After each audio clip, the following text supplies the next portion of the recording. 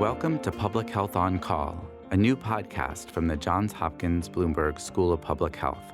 Our focus is the novel coronavirus. I'm Josh Sharfstein, a faculty member at Johns Hopkins and also a former secretary of Maryland's Health Department. Our goal with this podcast is to bring evidence and experts to help you understand today's news about the novel coronavirus and what it means for tomorrow. If you have questions, you can email them to publichealthquestion@jhu.edu. That's publichealthquestion@jhu.edu for future podcast episodes. Today, I'm talking to Dr. Albert Wu, an internist and professor at the Johns Hopkins Bloomberg School of Public Health. He is co-director of the RISE service at Johns Hopkins Medicine. RISE stands for Resilience in Stressful Events. This service provides support for healthcare workers. Let's listen. Thank you, Dr. Wu, for joining me. I understand you've been studying the mental health of caregivers for some time now. Could you tell me a little bit about that? Sure. Well, I'm an internist. I'm a general internist. But I've always been interested in how, in particular, stressful incidents in the hospital affect healthcare workers, doctors, nurses, and in fact, all the other many people who work in the hospital. And we found that when bad things happen, which happens quite frequently when people are sick and you're trying very hard to make them better, that those healthcare workers are often traumatized by the same incidents that cause patients harm. And they can become very depressed, anxious, sometimes fearful, feel like they hadn't done everything that they could have. And this can actually hamper them in their work, both in their personal lives and in their ability to do a really good job of taking care of patients. Wow. Sort of a principle we've worked on is that healthcare workers need to be healthy, both physically and mentally, in order to do their best job taking care of patients. Which brings us to the unprecedented situation we're now facing with the coronavirus. What do you think the key issues are for healthcare workers and their mental health right now? Well, the key issues now are a few. First of all, as you said, this is really an unfamiliar situation for healthcare workers. They're rarely in a position where they themselves are at risk. There's also just not enough information. People just don't know what to expect, and they're afraid. Healthcare workers are worried about their patients who are desperately ill, and it's frightening to see people so ill. They also are afraid that they themselves may become infected. If they do, they're afraid they may go off and infect their own family members or other people that they care for outside of the hospital. And in many ways, they feel frustrated because we've had a shortage of supplies. And they feel like they're not being given all the tools they need to do the job, the very difficult job that they've been charged with doing. All of this makes what is already a very stressful work environment that much worse. And aside from the obvious risk of actually getting sick with coronavirus, what are the other consequences of that kind of stress? Well, the other kinds of stress are that people may simply not be able to, people may have trouble sleeping. They may be anxious.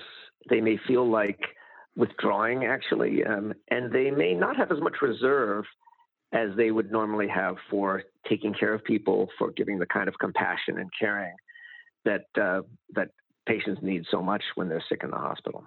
So is that just something we're going to have to deal with, or there are things that can be done to mitigate all those stresses and anxieties?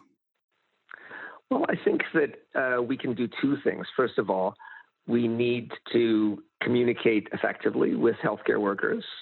We need to let them know exactly as much information as we have up to the moment, because people, when they're so stressed, need two kinds of support. They need information support, and they need emotional support. One thing which we think is very important is to really normalize people's feelings. That is to say, it is natural for you to be feeling this way. In fact, it would be odd if you were not anxious and worried, at least a little bit. And we should encourage them to express those feelings. And then there are support resources that people have, and we should encourage people to identify those resources that they have in their own lives, what they usually do to make themselves feel better. Now, some of those things are not so available as we are under more or less isolation. Right. So people like to go to the movies. That may not be possible. But there is Netflix. We can also offer them support sort of ahead of time, proactively, and encourage them, get them to talk about their feelings, be empathetic in the hospital. I think that's another thing that's important is to have groups of supporters who systematically provide this kind of support. And then we need to support those supporters, giving them information about how to do the kind of psychological first aid that might be necessary, or crisis management. And I know this is not a theoretical discussion for you. We're talking early in the morning, in part because you have different kind of responsibilities at Johns Hopkins. Could you just generally explain the kinds of services that you're making available for caregivers? Well, we are trying to coordinate the resources that we already have in the hospital. And fortunately, we have a lot of people who are concerned about the well-being of our own staff. Again, we recognize that for them to do their job enthusiastically and to be able to do the extra hard work that they need to do now, they need to feel well and fit and enthusiastic about doing their work. So we're trying to maintain that morale as much as possible. We're not going to succeed if we're not able to do that. We do have a few resources. One is a program that we call RISE, which stands for Resilience in Stressful Events. And we have a very multidisciplinary group of workers, nurses, doctors, social workers, chaplains, who are basically on call for healthcare staff if they're feeling badly, if they feel overly stressed. They can call a number, and someone will call back and then show up in person to listen, to do a little psychological first aid, and to mostly provide emotional support. We also have chaplains who are in the hospital all the time.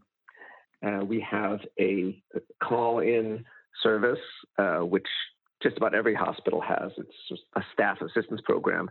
And in fact, there's someone who can answer the phone and perhaps talk someone down, encourage them or support them over the phone at any time. And what about, the staff that maybe people don't think about every day, but who are really essential to the COVID response? Oh, that's a great question. It's not surprising that the people who are taking care of COVID patients are going to be stressed and worried about their own health in many ways.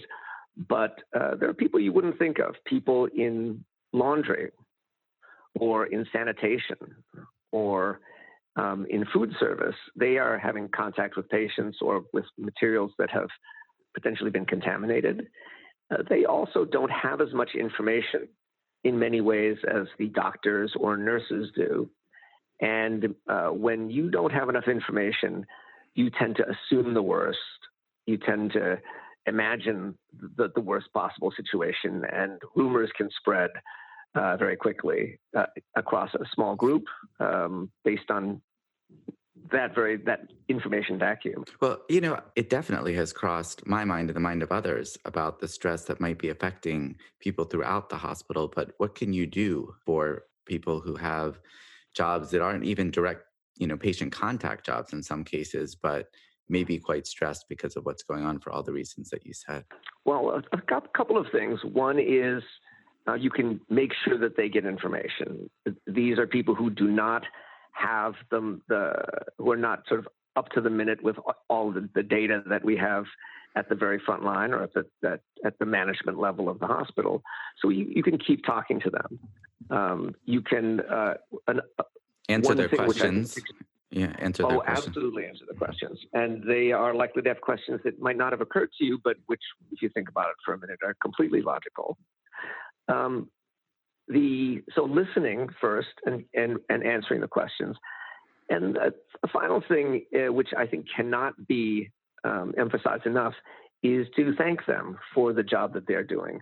If people don't feel like they're being recognized, or if they don't feel like they're being appreciated, if they feel like the people at the top are know everything and are in control, but they don't know so much. They feel out of control. That's a terrible feeling, and may feel like, why am I doing this? And be inclined to even call in sick. I think that in some places, as the stress is mounted, more and more people have called in sick for unclear reasons. And it may simply be kind of logically, they're afraid. They're not sure that they're doing they're doing anything that's making a difference. I think they need to be reminded that they are crucial to the functioning of the institution. They're kind of the backbone of the whole system, and we all have to be there and show up and do a good job for us to work, for all of this to work. So there may be health professionals who are listening to this podcast, maybe going to and from work, hearing you talk. If you had a message for them, what would it be? I would say that it is, if you're a little bit worried about yourself, about your patients, about your family, I think that is completely normal. You should talk to other people about those concerns. And if you have questions, you should pass them up the line and get your managers and leaders to give you the information you need.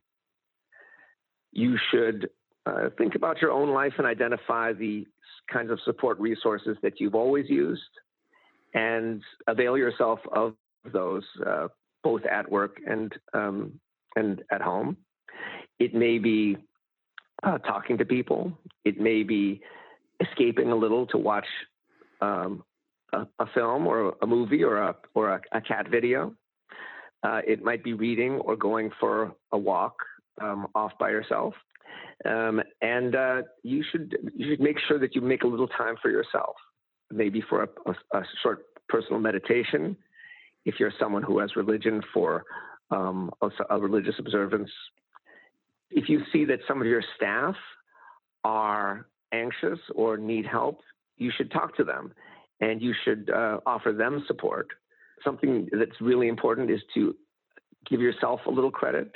You should appreciate the important work that you yourself are doing, and you should both give gratitude to yourself and thank your colleagues. I think that a little extra kindness goes a long way. This is a very stressful time for all of us. Great. Well, thank you so much, Dr. Wu, for joining me and walking us through these really critical issues for healthcare workers, caregivers, and really everyone who is involved in the medical response to the coronavirus epidemic. Thank you very much for the chance to talk about these issues. I think it's very important. You're doing an important service for all of us. Thank you for listening to Public Health on Call, a new podcast from the Johns Hopkins Bloomberg School of Public Health.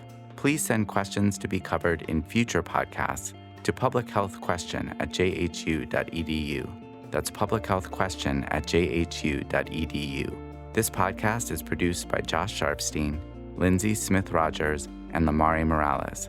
Audio production by Niall Owen McCusker with support from Chip Hickey. Distribution by Nick Moran. Thank you for listening.